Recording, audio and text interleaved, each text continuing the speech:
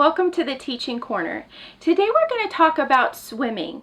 Swimming is a really wonderful exercise for students that have some kind of learning difference or that have special needs. And I'll put a link down in the description below that I did on a video that talked about crossing midline.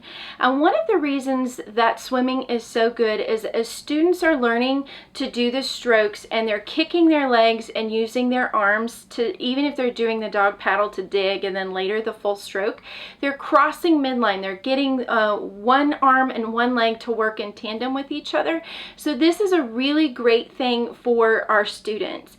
If you have a student that has special needs, sometimes they have coordination issues, low muscle tone, they may have various things that they need to work on. So swimming is a wonderful way to do that. I spent a summer at the Texas Lions Camp for Handicapped Children, and we would have children coming in wheelchairs or using crutches or all various forms of disabilities, but being in the water freed them because the buoyancy of the water takes about 80% of the weight. Many of them were able to float, and it was a great way for them to be able to use their muscles in ways that maybe on land they weren't able to do. So if you have ability to do hydrotherapy with your child, it's a wonderful, wonderful resource.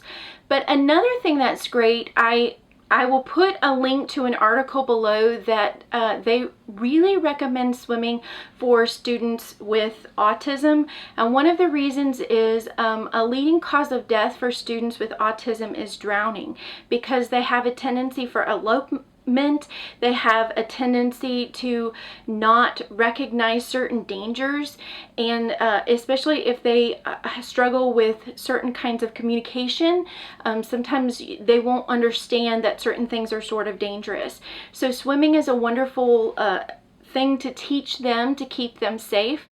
Another population that swimming really helps is students with learning differences. If you have a child with dyslexia, it not only helps them because it's getting both sides of the brain to work because they're crossing midline, but it's also a wonderful thing to help calm the central nervous system down. If you have a child with ADD or ADHD, swimming is a very calming activity to do. It helps calm the central nervous system down. As you're swimming, cutting through the water, it sort of helps to center those children. So I don't know if you have ever tried swimming with your child, but it's a really wonderful thing to help in many, many different ways. So I hope that was helpful. If it was, please like, share, and subscribe, and I'll see you later. Bye!